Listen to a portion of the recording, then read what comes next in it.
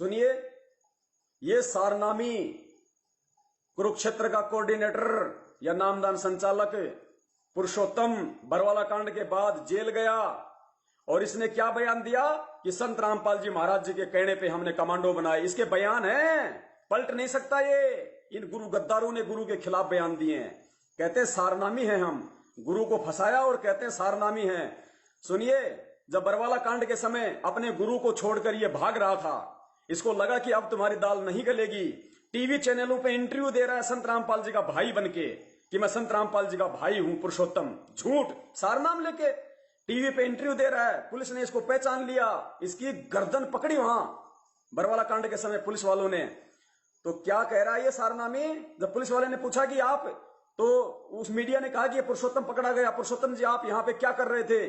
तो पुरुषोत्तम ने कहा कि मैं तो सरकार का महाराज जी का समझौता करवाने के लिए आया था। पुण्यात्माओं, सारनाम लेके कितना बड़ा झूठ बोल रहा, अपने आप को बचाने के लिए। अरे गुरु मुसीबत में, गुरु तकलीफ में, और नालायक पीठ दिखा के भाग रहा है। ये है गद्दार शेख तकी की औलाद असली। क्या कह रहा है सुनिए, आवाज थोड़ी सी माइनस है, मैं मेरे यूट्यूब चैनल पर डाल दूंगा इसका वीडियो, पुण्यात्माओं ध्यान से देख लेना। कहता है कि मैं तो दोनों का समझौता कराने आया था। ये सरपंच है, ये गुरु और सरकार के बीच में।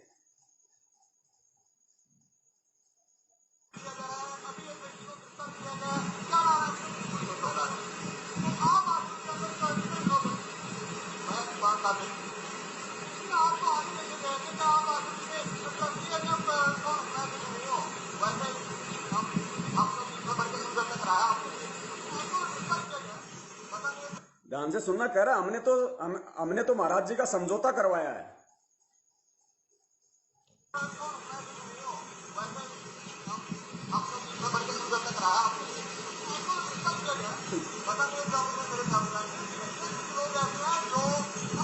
ये प्रधान है हरियाणा सरकार और संत रामपाल जी महाराज जी के बीच में। गली का कुत्ता इनको कोई वैल्यू नहीं देता, गली का कुत्ता इनको जानता नहीं, और ये खट्टर सरकार और संत रामपाल जी महाराज जी के बीच में समझौता करवाने का ठेकेदार बन रहा है।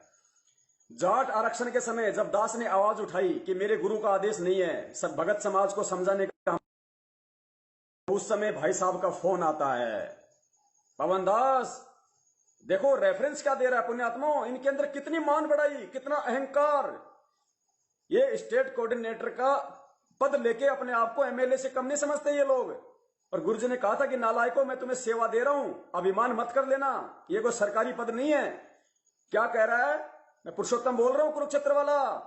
हिमाचल एंड उत्तर प्रदेश का स्टेट कोऑर्डिनेटर, यानी महेंद्र ने इसको हिमाचल प्रदेश और उत्तर प्रदेश दो राज्यों का स्टेट कोऑर्डिनेटर बना दिया। क्योंकि उस समय उत्तर प्रदेश का वर्तमान स्टेट कोऑर्डिनेटर संजीव हुड्डा हम लोगों के साथ था, और जब हम हिसार तारीखों पे जाया करते थे तो हम लोग मीटिंग किया करते थे।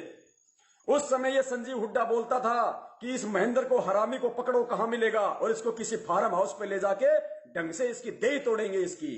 उस समय ये महेंद्र के खिलाफ था। उसके बाद में महेंद्र ने इसके आगे टुकड़े फेंक दिए, टुकड़े की ले कुत्ते टुकड़े खा, मेरे बच्चे टुकड़े खा। उन टुकड़ों के आगे इसने अपना जमीर बेच दिया, क्योंकि पैसे आने लग गए ज्योति पाठ के, गाड़ी घोड़े सब हो गए। उन टुकड़ों के आगे इसने अपना जमीर बेच दिया, अपना भगतपना बेच दिया संजीव हुड्डा ने। और जब संजीव हुड्डा बाद में पता नहीं कैसे उसको सद्बुद्धि आई या क्या आई, कुछ नहीं आई, मुझे नहीं पता, उसके बाद उसने कहा कि मुझे वापस स्टेट कोऑर्डिनेटर बनाओ। अब महेंद्र के लकड़ी फंस गई। महेंद्र ने सोचा अब क्या करूं, पुरुषोत्तम को हटाऊंगा तो वो नाराज, इसको नहीं लगाया तो ये नाराज। तो महेंद्र ने, इनमें काफी झगड़ा चला। महेंद्र ने संजीव हुड्डा को वापस स्टेट कोऑर्डिनेटर यूपी का बना दिया। लेकिन भाई साहब, गुरुजी कहते ना कि जो वो कौन सा पंथ है, वो ब्रह्मा कुमारी पंथ का देशराज, वो गुरुजी कहते हैं वो कोई ब्रह्मा की पोस्ट पे था, वहां से वो मर गया, नीचे भूत बन गया। अब कहता कि अहम ब्रह्मास्मि, मैं ब्रह्मा हूं, मैं ब्रह्मा हूं। तो ये भूत पुरुषोत्तम सैनिक कुरुक्षेत्र वाला ये रेफरेंस दे रहा है मुझ पवन दास को कि मैं पुरुषोत्तम हूं कुरुक्षेत्र वाला, हिमाचल एंड उत्तर प्रदेश का स्टेट कोऑर्डिनेटर, यानी दो राज्यों का मुखिया। ये भगत है, इसको सारनाम मिला हुआ है। आगे क्या कह रहा है पुण्यात्माओं, आगे क्या कह रहा है कि बरवाला कांड तो गुरुजी की लीला है और ये कांड गुरुजी ने करवाया है। इससे सिद्ध होता है कि जो बयान आए थे अखबारों में कि पुरुषोत्तम ने संत रामपाल जी को ही दोषी बनाया, बिल्कुल सत्य थे। क्योंकि इस ऑडियो में ये खुद कह रहा है एंड में कि ये कांड गुरुजी ने करवाया था। सुनिए। वो जो संजय है ना, आपको तो मैं नहीं मिला खैर जी पवन जी बड़े भाई।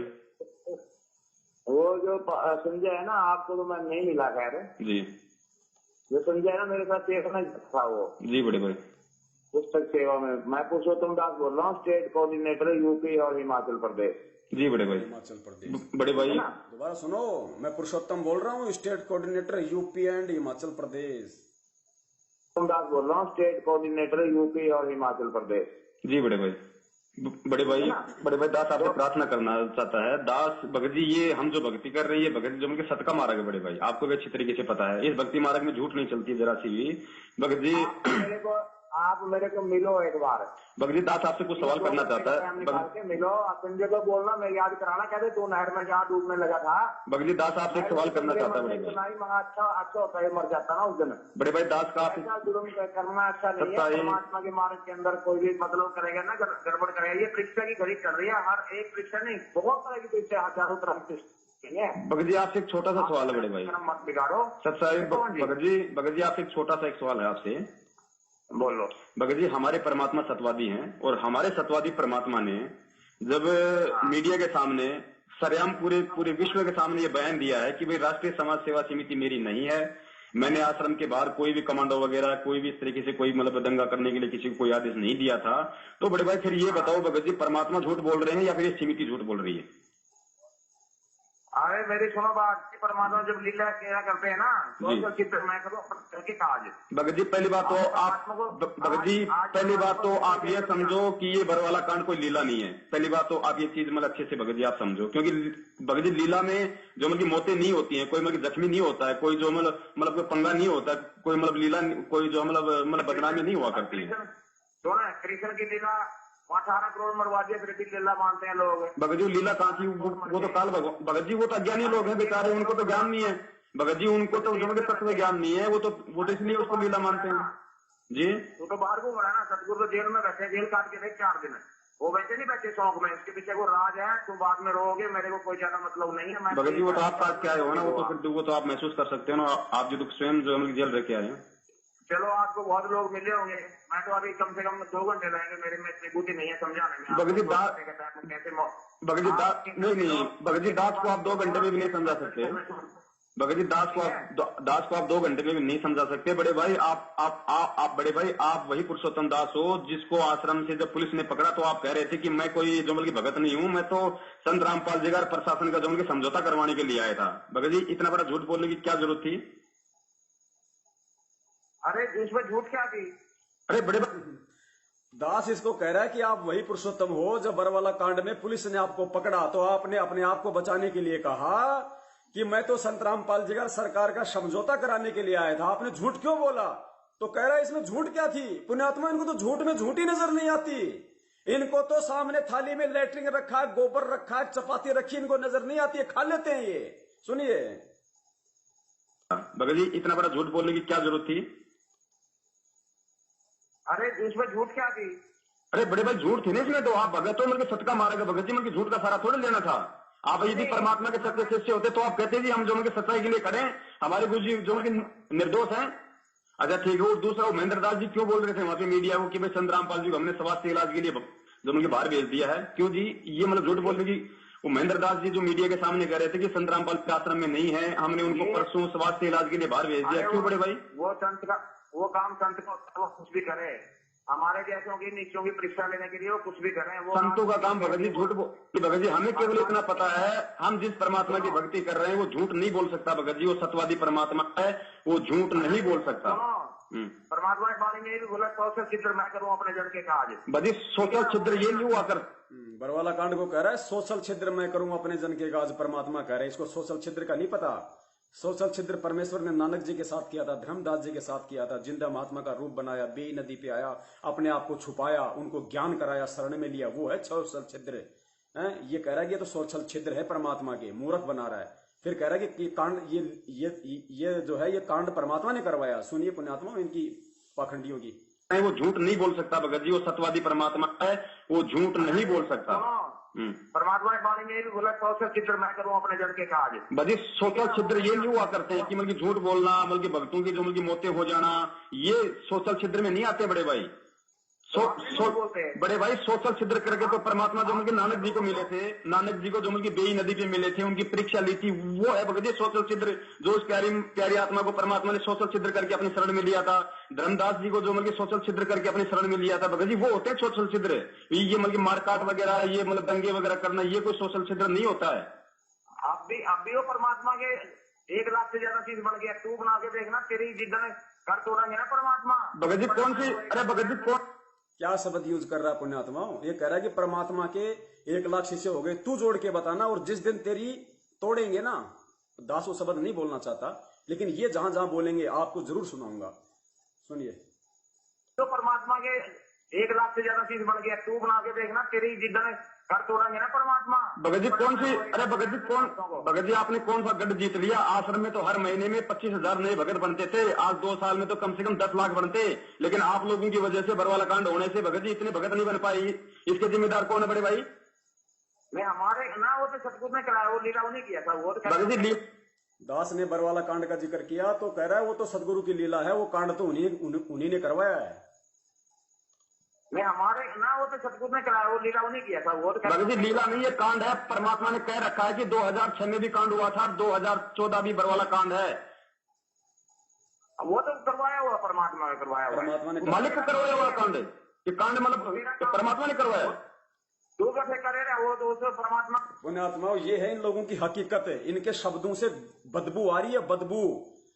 पुण्यात्माओं सतगुरु के लिए गुरु जी कहते हैं शीश दिए जो गुरु मिले तो भी सस्ता जान, और ये सारनाम प्राप्त करके अपने आप को कहते हैं हमें सारनाम मिल गया, और गुरु को मुसीबत में छोड़ के भग रहे अपनी जान बचाने के लिए। अरे गुरु जी ने हमें एक कहानी सुनाई थी शिष्य और गुरु की, कि एक गुरु चेला दोनों रास्ते जा रहे थे, रात का समय था, दोनों एक सराय में रुक गए। एक जंगल था, वहां पे एक छोटा सा मकान बना हुआ था, उसको सराय बोलते थे। सेठ लोग रात को जो मतलब बनवा दिया करते थे लोगों के लिए, वो धर्म के काम करते थे। दोनों गुरु चेला उस सराय में सो गए। रात को गुरु ने क्या किया, चक्कू हाथ में लिया और अपने गुरु की छाती पे आ बैठा और गर्दन पे चक्कू लगा लिया जैसे काटने वाला हो। शिष्य को जब दबाव महसूस हुआ तो शिष्य ने आंखें खोली और अपने गुरु को ऊपर देखकर, हाथ में चक्कू देखकर, पुण्यात्माओं गुरुजी ने बताया कि उस चेले ने वापस अपनी आंखें बंद कर ली, निर्भय होकर सूता रहा। गुरु ने उसके कान पे थोड़ा सा मारा कि भाई तुझे डर नहीं, तुझे कोई किसी प्रकार का भय नहीं लगा, मैं तो तेरी गर्दन काटने वाला था, वो तो तू जग गया। तो पुण्यात्माओं शिष्य ने कहा कि हे सतगुरु, यदि आप इस दास की गर्दन भी काटते तो अवश्य उसमें मेरी कोई भलाई थी। और पुण्यात्माओं ऐसे गुरु को, जो उन गुरुओं का गुरु, वो सतगुरु आज इस पृथ्वी पे, और उसको मुसीबत में छोड़ के ये नालायक भगने की फिराक में चोरी छिपे कह रहे हैं कि मैं तो समझौता करवाने के लिए आया था। और ऐसे गद्दारों के पीछे लग के तुम ये मिलावटी पुस्तकें बांटते हो, ज्योति पाठ का दान दे रहे हो इन कुपात्रों के हाथों में, जो अय्याशियों में खर्च कर रहे हैं, मकान बना रहे हैं, बिल्डिंगें खड़ी कर रहे हैं, 15-15 दुकानें बना ली। पुण्यात्माओं कहां पैसा जा रहा है? सतगुरु के सबसे बड़े दोषी है संगत, सबसे बड़ी दोषी, जो इन गद्दारों के हाथों में दान सौंप रही है, पैसा दे रही है। अरे दास कह नहीं सकता पुण्यात्माओं कितने ज्यादा कर्म तुमने खराब कर लिए।